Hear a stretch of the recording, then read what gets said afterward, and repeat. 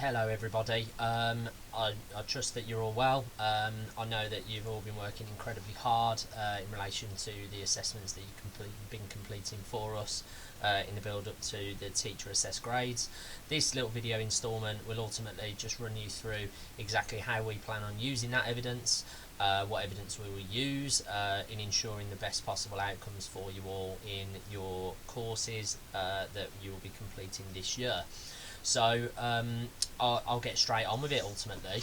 Now, in terms of the timeline for where we are, we've conducted our bulk of assessments in terms of the exam-based ones, and we're approaching that second window of the exam board materials that have been released on the exam board websites, in which you'll be doing those within lessons mostly. We have made a slight amendment to a couple of courses, and emails and timetables have gone to you today, where we've just moved those assessments from that second week back to a third week ultimately, to give you a bit more time to prepare for them and staff time to prepare for them in lessons with you as well. So they're not additional ones, they are just moved back a week. So here we are ultimately. We're at this point approaching the start of May, right towards the end of April. Now, as I say, the next 2-3 weeks, 2.5 weeks, we'll be completing further assessments to gather as much evidence as we possibly can in those lessons. From that point onwards, we'll then start using those as well as all your other assessments that you've done, any records of anything that you have, coursework, all of those kind of things, but I'll explain that in a little while to you.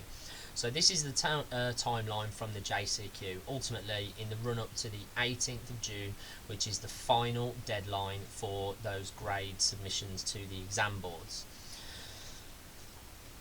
So how will we use that evidence to determine your grade ultimately? Well, like the guidance said initially, and the further evidence that can be found on the website as well in terms of the parent and student guidance from the JCQ, your grade will be determined by a holistic review of all assessments conducted across the 2 years of the course. Now, what does that mean? The holistic view means that every piece of evidence that we have for you that fits with the criteria that we've been given can be used to base a judgment and the fairest judgment on your outcome at the end of the course. As you're aware, you are only assessed on what you have been taught in terms of the specific content, so anything that could not be taught cannot be assessed, and it would be unfair to do so. So all staff have been made aware of that, so you won't be assessed on things that you have not been taught or not been able to be taught. I do need to make it clear to you though that content covered during lockdown has been taught, so it can be assessed. However, staff have been made aware that where that is the case, we should be taking that into account, because we would expect potentially that if things have been taught while you weren't in school, then your understanding of them may not be as good as if they were in school when you were taught. All of your grades will be agreed by a minimum 2 staff members.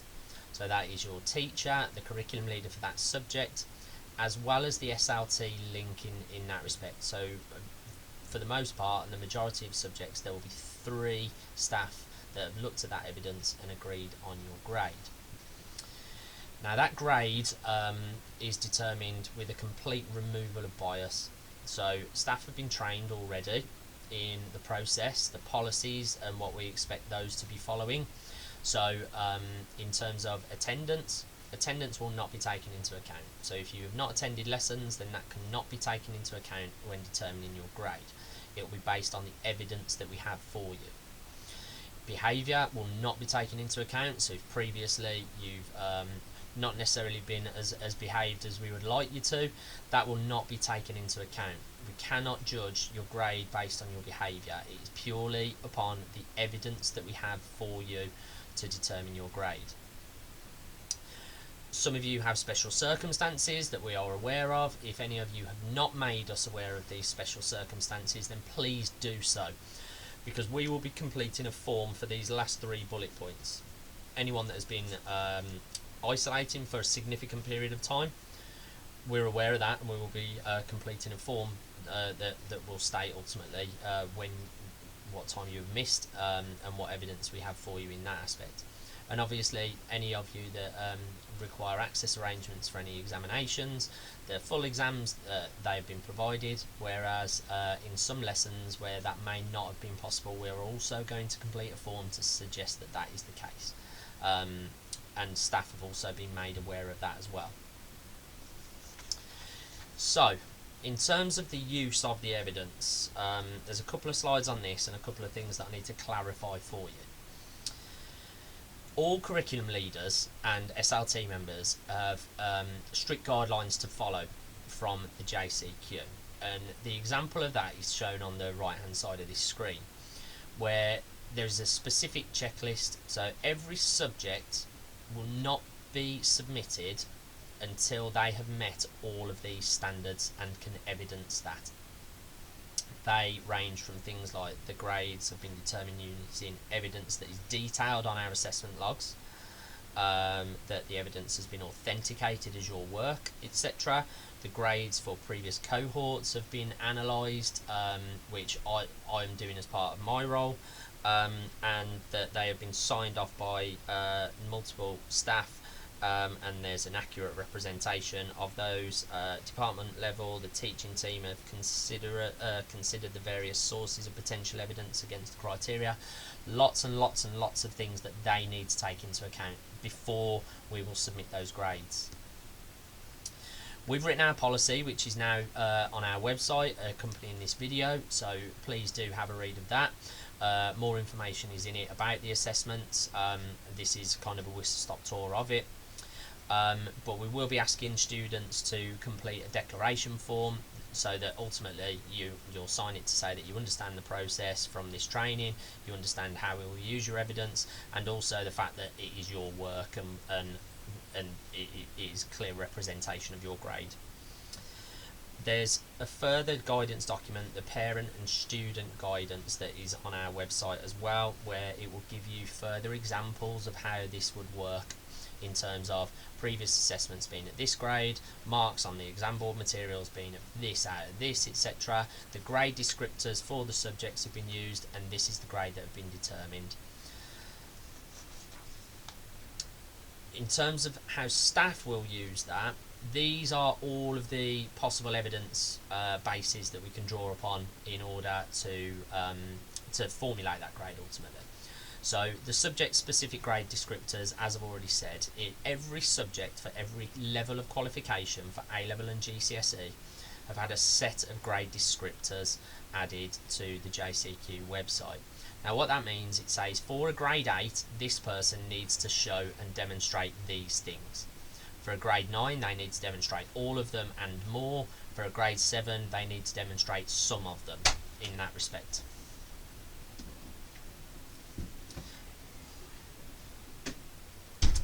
In terms of coursework, students' coursework, whether it is complete or not, will be taken into account, and it will be marked in relation to exactly the criteria for each piece of coursework and each coursework component. So even if it's not quite finished, if there's a section that's still left, we can still use everything that you have already done. Your mock exams from previous, as well as your trial examinations that you've recently completed, those will be used as evidence, but not the only evidence. So whatever grade you have got on the most recent ones will not be your ultimate grade. We will look at everything as a whole across the previous 2 years. In the next window, beginning next week, the additional assessment materials released by the exam boards, will be using those. And those will be taking place in lessons and a few in the theatre for certain subjects where there's a large group of students within that. Any end-of-topic tests that have taken place throughout the course and where you have completed those, where there's specific grade boundaries with those, they will be used. Where not, we would tend to use the grade or a general grade for them based on the mark that you have obtained in those. Any other classroom assessments that have taken place and we have evidence of will also be used. And for the physical subjects and skills based ones, any records of performance So videos of activities in sport, recordings of musical pieces, recordings of performances in performing arts, etc., sketchbooks for art, all of those things will be taken into account as well. Now, every subject has already been asked to complete this evidence log form that you can see on the screen. What that means is every piece of evidence that we have will be recorded for every student for every subject. The mark or the grade or a combination of the two will be recorded, as well as any additional comments that the member of staff feels is important.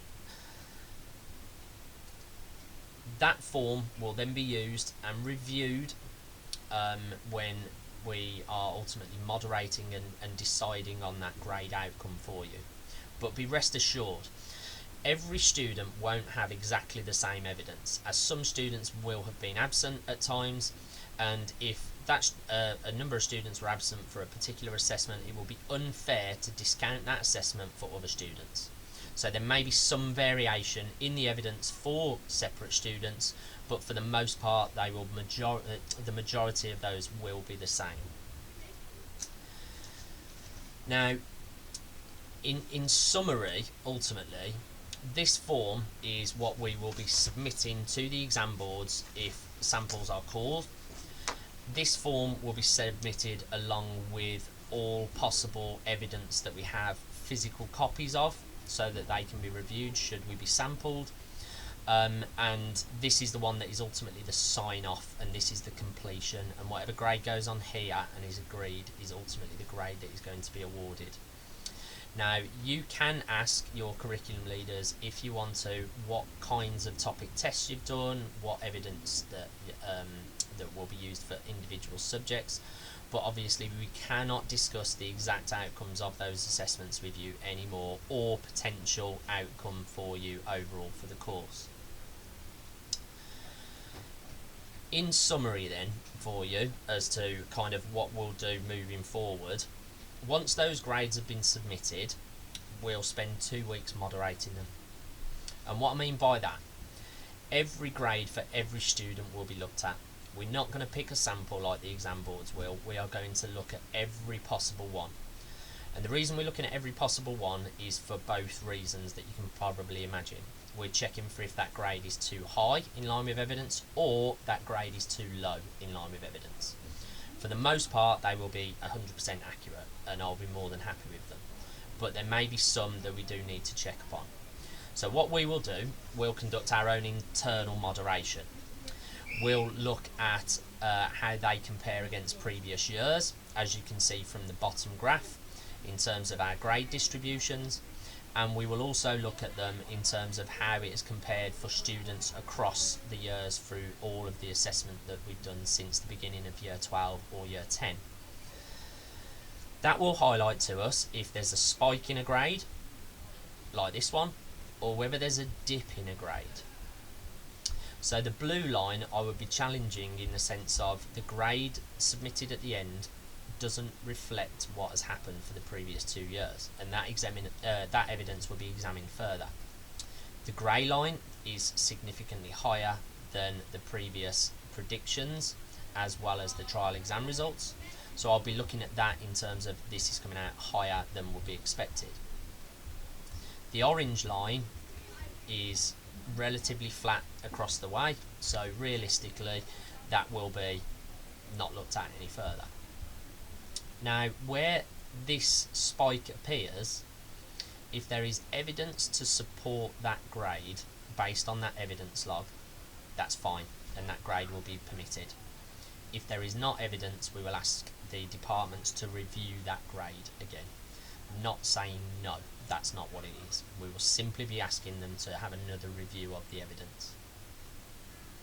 On top of that, we're also conducting external moderation with some of our partner schools within the trust and other schools that we have relationships with. So external moderation will take place between Amington and Derby, Landau Forte partners for GCSE subjects, and with Landau Forte Derby and another Derby school, Woodlands, for A level and level 3 subjects. The reason for that, we will share anonymised assessments as well as the evidence logs, where they will be reviewed and agreed upon in terms of we're checking externally that we're getting it right. It'll also be a review of the marking of some of those assessments to ensure that they are fair and accurate and they are not too high or too low. So that is the purpose of our moderation process.